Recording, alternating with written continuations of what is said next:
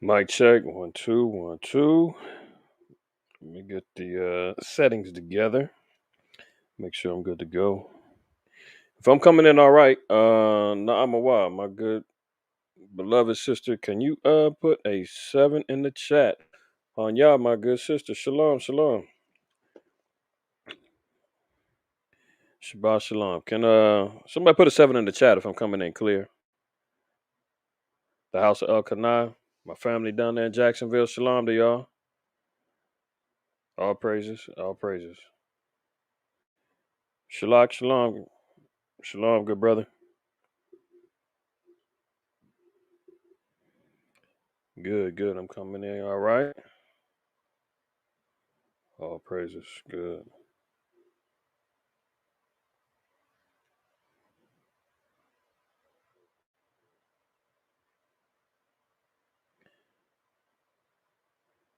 For some reason, I'm coming in black on my screen, but y'all can see me just fine. For some reason, I'm coming in black on my screen, but y'all can see me just fine. For some reason, I'm coming in. Hold up. All right. Whatever. I don't need to see myself. As long as y'all see me, y'all know what time it is. All praise, honor, and glory to Yahweh while Yahweh Shai. I want to give all praise, honor, and glory to the Most High in the name of His only begotten Son, Yahweh Shai, for another blessed Shabbat, another opportunity to bring forth another Don't Shoot the Messenger, DSTM. We're at number 76. 76, that's right. All praises, that's right. We made it to another day of rest. Got through these 6 days. Wild week. As far as the news is concerned, as far as life is concerned. I know everybody going through it. Everybody's treading through this damn hell that we living in right now. But all praises, man, that we're able to come together and still get to the business at hand, which is the Lord's work, which is being watchmen, for our people. And it's time for me to get busy and show my brothers and sisters more of what's going on, man. It's gonna be a interesting DSTM today. There's a lot that we need to cover. Missed Manna Monday. I made up for it, hopefully, with Hump Day on Wednesday. And then Thursday, I had the little impromptu pop up that needed to be addressed because, hey, man, the so called white man is so slick. He's so slick. And we truly are dealing with the serpent, a serpentine possessed demon, and he's got many tentacles. I always make mention about doing a little breakdown and relating the scriptures allegorically with the Greek sea serpent called the Hydra. And we see all types of, correlations with the serpent with the scriptures, right? You got the serpent in the garden. Yeah, Yahweh Shah calling the Pharisees a generation of vipers. You got the great red dragon in Revelations 12, which is reptilian in nature, serpentine in nature. And then you get the allegory of the Hydra, which was a Greek sea serpent. I think it had either nine. I think it had 9 heads, and every time he cut one off, it would grow it back. But there was one eternal head that had to be chopped off in order for it to die. And in Greek mythology, Hercules is the one who chops the head off, right? But we know scripturally Yahweh Shai is the one that's going to take down this dragon. We see in Revelation 12, it'll tell you that he's going to make war with the saints. Revelation 19, Yahweh Shai lets it be known he's going to come with a two-edged sword. And I think it's in Revelation 17, he says he's going to take all the crowns off the heads of the beast, almost like trophy pieces. But we'll talk about that another day. What's good, y'all? Y'all all right? Everybody good? Shabbat Shalom, Shaq. What's going on, Ike? Let's see here. All right, let me see if I can let me start off the party on the Shabbat right. I want to see if I can share my screen, right? And I want to play this little video before we get to it. And let me see. if this will allow me to do it how I'm planning. What the heck is wrong with this thing?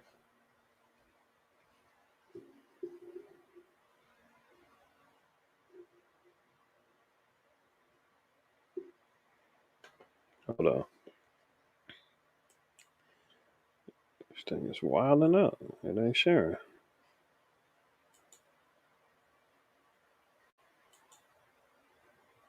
Hmm.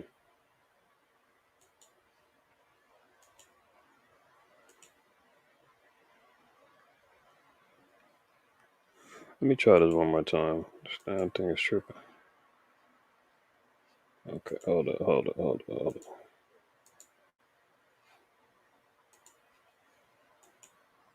As a public health person, I would think. Oh, whoa. There's our boy. There's our boy Frankenstein Fauci. So what are we looking at? A clip from 2009. It actually might be 2010 because I looked on the date of the C-SPAN interview that good old Frankenstein did, right? And notice what he says in this particular interview. And you tell me that we're not in a pandemic. Just watch this. That the goal that I would see to really stabilize the system, public health, think that as a public health. Can y'all hear it? Can y'all hear it? Put a 7 in the chat if y'all can hear that audio. I'll wait. I don't want y'all to miss this. I want to make sure you can hear it. 7 in the chat if y'all can hear that video. There my sister goes. She all the way in Philly and she can hear me. Hello. All right, good. All praises. There we go. Rana Yah Shalom. What's going on, sis?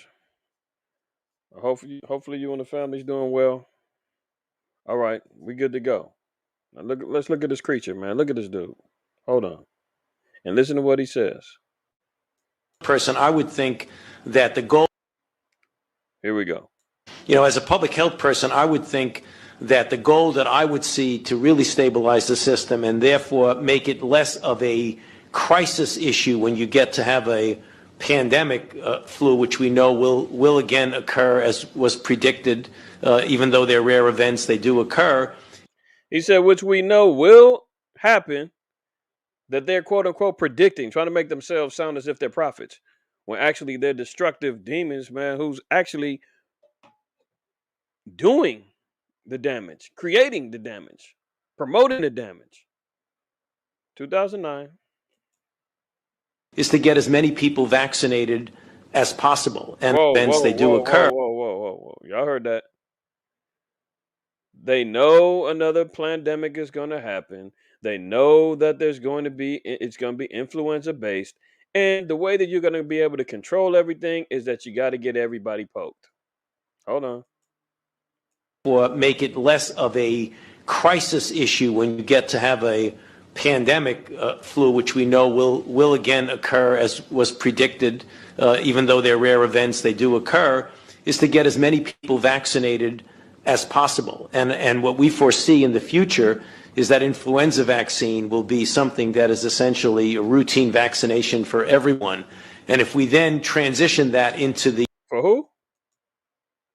A routine vaccination for everyone. And if we then transition that into the universal vaccine, then you may only have... What's that? He's talking about, we got to get the flu shot going. But there's going to be a transition into a, quote, universal jab. Universal means everybody in the world. And now what are they promoting for everybody in the world? This is 2009. So this was what, 11 years ago? Almost 12. Like I said, I think this was 2010. Whoever made the clip might have messed up on it. 2009. I could be wrong. The fact of the matter is we're talking about almost 12 years ago. This was put out. The vaccine will be something that is essentially a routine vaccination for everyone. And if we then transition that into the universal vaccine, then you may only have to do that every couple of years and get people protected not only from seasonal flu, but from pandemic flu. In my mind, that's the end game. And that's good for the companies, too, because they're going to know and predict that every year the vast majority of the American population is going to get vaccinated, not having to guess, will they or will they not this year. See, that's why I said it says 2000 update, but maybe I'm wrong on that because it says schedule update U.S. Senate 2010 federal spending live now on C-SPAN. So I don't know if this is 2010 or 2009. The fact of the matter is that this dude was already talking about creating a universal jab that everybody will be taking routinely every year because they already predict and know that there's going to be a pandemic that hits that's going to be based around influenza based virus, i.e., the vid, i.e., Deltacron, Omicron, Flurona, you name it. Then, when you start looking at all of the research regarding his involvement with the NIH and the money being spent for research, going over there with the Wuhan lab and so forth and so on, things start making a little bit more sense in regards to where and how this thing came about. What he said was the quote end game. You heard him say that. The end game for this whole thing. Shout out to Shemai one who sent me this. That into the universal vaccine, then you may only have to do that every couple of years and get people protected not only from seasonal flu, but from pandemic flu. In my mind, that's the end game. And that's good for the companies, too, because they're going to know and predict that every year the vast majority of the American population is going to get vaccinated, not having to guess, will they or will they not this year or next year. So, we see there, and y'all see what time it is, how far back, the so-called white man has been planning and plotting this thing for a long time now. Long time. That's why we have to be vigilant and understanding and knowing really the times that we're in, man. What's really going on? Let me hide that a little bit. Let me see. Where we at? Y'all all good on here? Because remember, I told y'all on the DSTM last Sabbath where they were talking about how the nuclear nations came together and said, no, we're not going to use no nukes, man. Nobody wins with that. We can't do that. We're not prepared to go to war for that. And it was starting to lullaby people to sleep. Oh, war is off the table. Oh, Biden and Putin, they're going to meet up. They're going to talk. They're going to work it out. There ain't nothing to work out. Not when the so-called white man is in control. Not when the Most High is already, as Fauci like to say, predicted that there is going to be warfare. There is going to be hell on earth as we know it. There's not going to be no turning back, U-turning and all this other stuff. That's why the title of this particular DSTM is, Are You Prepared or Scared? See, a lot of Israelites, man, is I ain't going to say a lot because I don't know the full spectrum of everybody. But I know that there's lines being drawn where some are, compromising and trying to find their way and still maintain in this hellhole.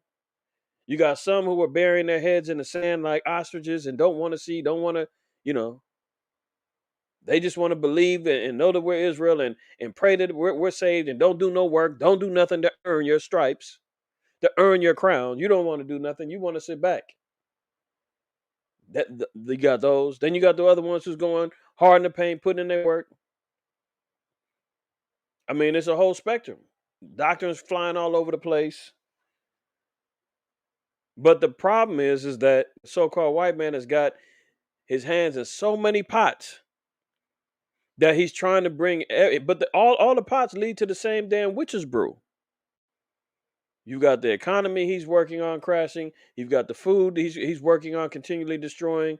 He's got war that he's involved in. He's got biologicals that he's got lined up. He's got a whole gambit full of things that he's got in place.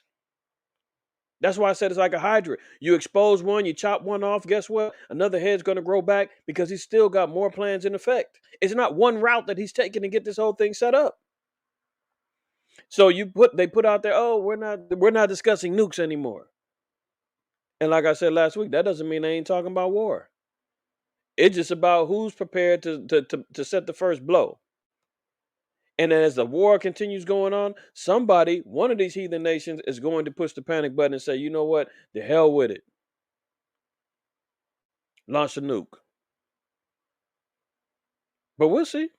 Let's continue reading on with some of these articles. Some I just gave headlines. Some we're gonna read into it. But as we're looking at it and I'm monitoring, I'm trying to see exactly where this whole thing is going geopolitically as it pertains to warfare.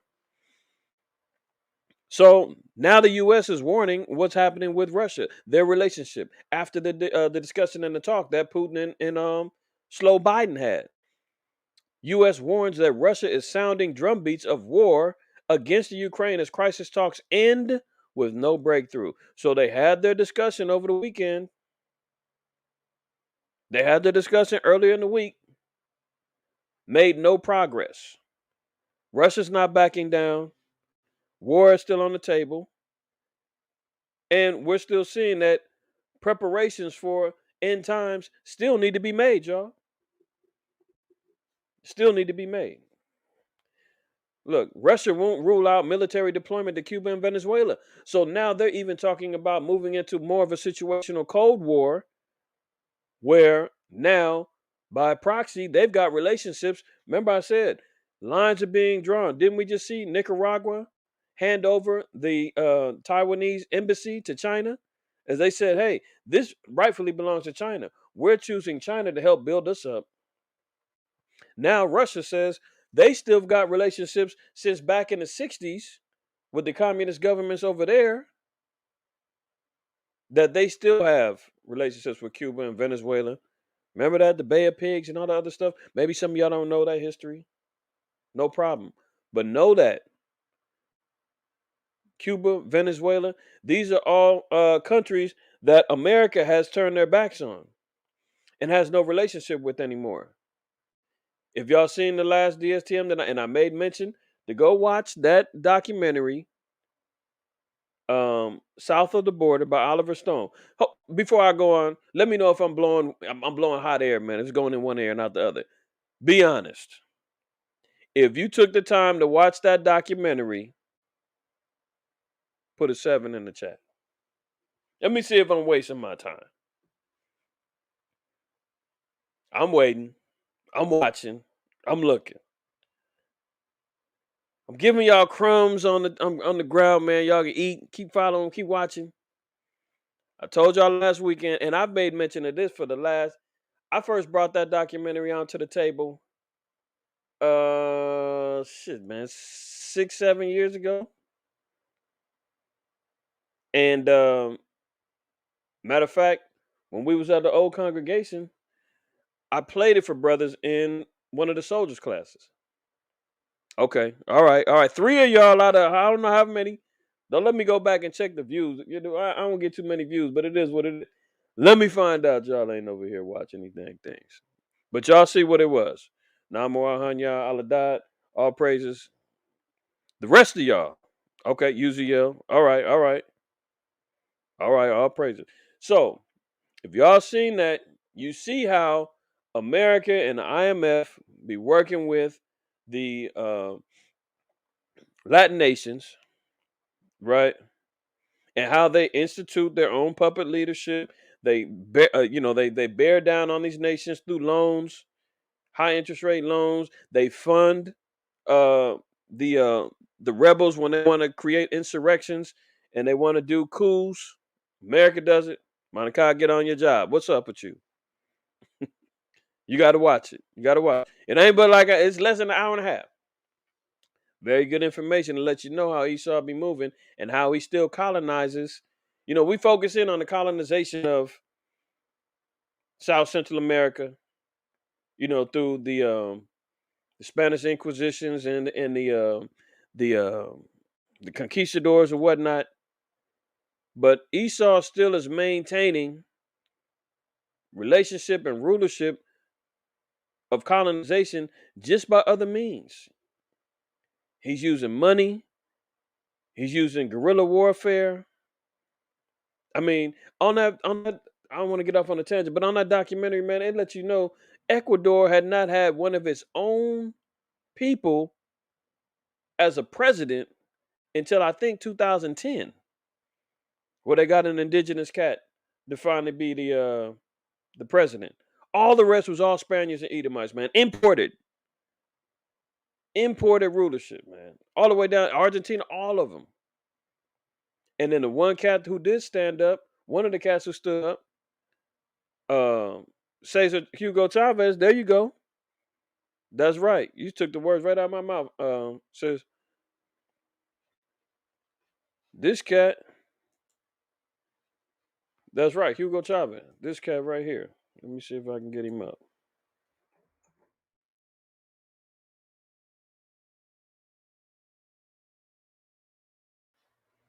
Hold on. See, I got distracted. I'm all off balance now. But see, I had to do it.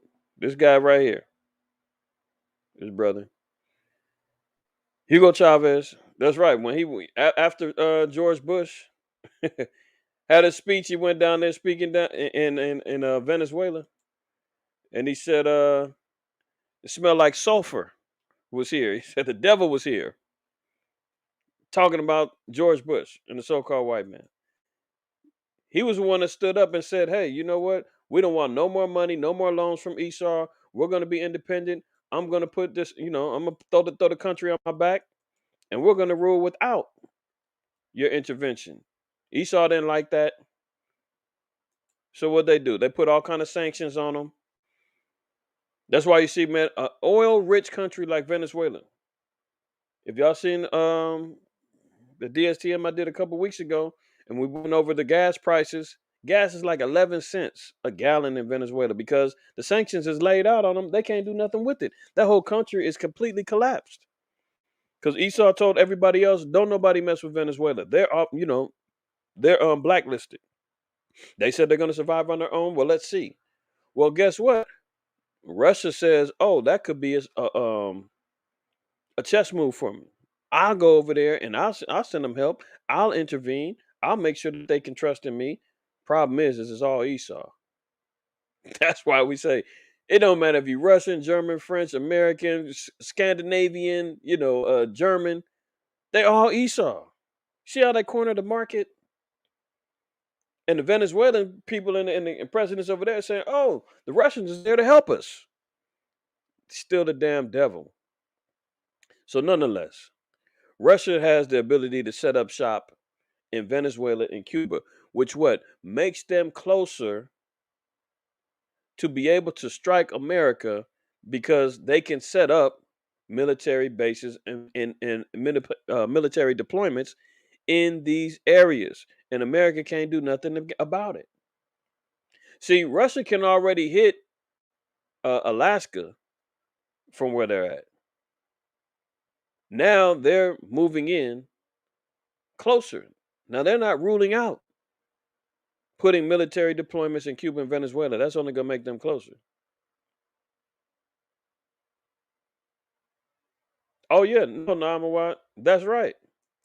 Because they're now in a position over there where they've ran out of being able to help, and now it's just the have and the haves nots. So you've got unrighteous rulership over there because you've got Spaniards and others in their government right now who are still in there, who's taken over, and they've influenced the government over there to not care about the people. The rich over there continue to get richer. Everybody's not poor over there, as it stands right now. After Hugo Chavez was gone, the next ruler came in. I forgot his name. It's been all downhill from since then. But he was providing education, Medicare, medical. But the problem is a socialist government where the government provides you everything. isn't always the best scenario either, because in return you got to pledge your allegiance to the state, and that that creates a whole nother problem. But nonetheless, let's get to the business at hand. Let me get off of this political tangent. But just know that the point of the matter is as we're talking about warfare and we're talking about engagements with the U.S. and Russia, Russia is thinking about making a move to get even closer contact to America so that they can, and in the event that war goes on, they can reach out and touch somebody. Okay. So Russia on Thursday sharply raised the stakes in its dispute with the West over Ukraine, with the top diplomat refusing to rule out a Russian military deployment to Cuba and Venezuela if tensions with the United States mount. Deputy Foreign Minister Sergei Ryabkov, who led the Russian delegation in Monday's talks with the U.S. in Geneva, said he could, quote, neither confirm nor exclude the possibility of Russia sending military assets to Cuba and Venezuela if the talks fail and U.S. pressure on Russia amounts. So did the talks fail? Absolutely they did. We just got the reading that things ain't looking good. See? The US is warning Russia is sounding drumbeats of war against the Ukraine and strikes talks end with no breakthrough. So yes, the talks failed. The Russia-U.S. negotiations in Geneva and the subsequent NATO-Russia meeting failed to narrow the gap on Moscow's security demands amid a buildup of Russian troops near the Ukraine. So we know that that thing is still building up over there. NATO is now getting involved. The UN is now on deck. And Russia's saying, you know what, we're thinking about even getting closer just in case things go hot. We can handle business in the Ukraine. And if the U.S. tries to get involved, we can actually get even closer because contrary to popular belief, that's why they're getting all of these particular uh, missile tests going on because everybody's trying to figure out how far and how close can we get to hitting targets. China can't literally hit America right now with the weapons that they have. They can hit embassies, they can hit U.S. allies, which will in turn be looked at as, oh yeah, we hit America. But we're talking about this land right here where we're at. These other nations got to get a little bit closer to touch, which we're seeing here. Russia is positioning themselves to do so. So Russia's positioning helicopters in a possible sign of the Ukraine plans. So the Russians are still moving forward with trying to get war on the Ukraine established, which means they now are going to be engaging in war with the U.S. and NATO. So Russia, the number of Russian troops at the Ukraine's border has remained steady in recent weeks, despite U.S. intelligence predictions of a surge. But American officials say that President Vladimir Putin has begun taking steps to move military helicopters into place, a sign that planning for an attack continues. American officials had expected additional Russian troops to stream toward the Ukraine border in December and early January, building toward a force of 175,000. While troop movements have slowed, there are still 100,000 military personnel near the border, and now the Russians have positioned additional attack aircraft there. American officials said attack and transport helicopters, along with ground attack fighters, would be critical. Would be a critical advantage, Russian advantage, should Mr. Putin decide to invade the Ukraine. So we see the warfare is still on the table. It's still going down. Ain't nothing changed. It's not time to sleep, and it's not time to to take no breaks. Okay, let's go. Oh, see, that's why I need my sister in here, man, regulating. That's why I need her in here. Are y'all shortchanging your brother? I mean, do I have to? We'll do DSTM for likes. Do I got a panhandle? Come on, y'all. Show some support. Show your brother some love. I'm not monitoring. I can't see, who's liking, who's not liking, whatever. For the family, for brothers and sisters that's on Facebook, if you are on here and you're commenting, just know that I'm not ignoring you. I just cannot see your comments. It's not interactive with the app that I can actually see what's going on. So if you want to comment, jump on over to the YouTube, jump on over to Messengers of the Covenant, Reloaded, or jump on over to the IQ amount. Whoa. Hold on. I mean, what kind of love is that? 18 watching, less than half of the people like the content. I guess it's trolls in here. I guess the majority is trolling. Good Lord. Hey, I know my family out there in Florida got love for me. All praises. There's the whiz. All right, my brother. There you go. Listen, I'm not begging. I'm just trying to get y'all to help create an algorithm so that this content can reach more of our brothers and sisters, man. That's all. I'm not getting paid by the likes. That doesn't exist. It's about how the information circulates. And until you hit the like button, that's the only way that we can acknowledge that others are going to be able to join in on the stream. So if you're coming in, again, I am old school. You got to wipe your feet on the mat, man. You can do so by hitting that like button. Okay. All praises, man. I know how it is. Y'all get it. Y'all get the notification. You want to just jump in and get ready to rock. But don't forget, you gotta wipe your feet on the mat and you gotta hit that like button. All right. There you go. Yeah, Shemai, it's all good. If they dislike it, it's all good. I don't have a problem with that either. That just lets me know they're watching. That just lets me know that the algorithm will also still be kicking in. So we got to keep it pushing, y'all. We got to keep it pushing. All praise, honor, glory to the Most High. The water number one for keeping an eye out. You know, if them bots come in here and I'm not paying attention, uh, I'll get to it. I'll get to it. All right, but nonetheless, here we go. Let's get back to the business at hand. So we see here helicopters is being moved in. We seen snipers is getting moved in. They still got over 100,000 troops at the Ukrainian border. They've tried to talk and try to knock it down and say, "Oh no, we're not talking nukes no more." You know, America tried to come in and silver tongue their way into peace. It's not going down. So the plan still continues. Look who wants in. We've talked about Russia. We talked about China, right? We're hearing about the Ukraine, NATO. But look who's feeling left out, as Trump used to call him, Little Rocket Man. So now North Korea wants in. Uh oh, North Korea wants in. Little Rocket Man Kim Jong Un could detonate nuke bomb for the first time in 5 years to grab Biden's attention after being ignored. See, maybe most high willing, man. At the end of this month, I think I teach again. I'm gonna do a class about Moab and Ammon. I think I'm gonna try to do that. Um, but here he is. He wants in on the action. He feels as though he's not being acknowledged as a threat because we know the relationship between North Korea and Russia. I mean, North Korea and America is not good. So they've been launching hypersonic missiles. China's been launching hypersonic missiles. Russia's been testing missiles. Everybody's testing missiles. Why are these missiles all being tested in this particular time right now? Why is the topic missiles? Well, let's see. The latest test comes from after another launch by North Korea earlier this week, grounded aircraft in Southern California. Ashok Swain, professor of peace and conflict research at Sweden's Uppsala University, said Kim is getting increasingly frustrated at the lack of attention from U.S. President Joe Biden. Oh, excuse me, slow Biden.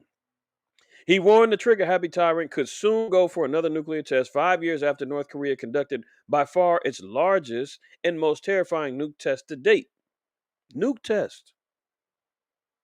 We ain't talking regular missiles. Dialogue between Washington and Pyongyang remains stalled, and the country is under multiple sets of international sanctions over its nuclear and ballistic missile programs. Look, let's get an understanding. Why? I think I'm going to share my screen another way. Hold on. So I can move a little better. Hopefully this works.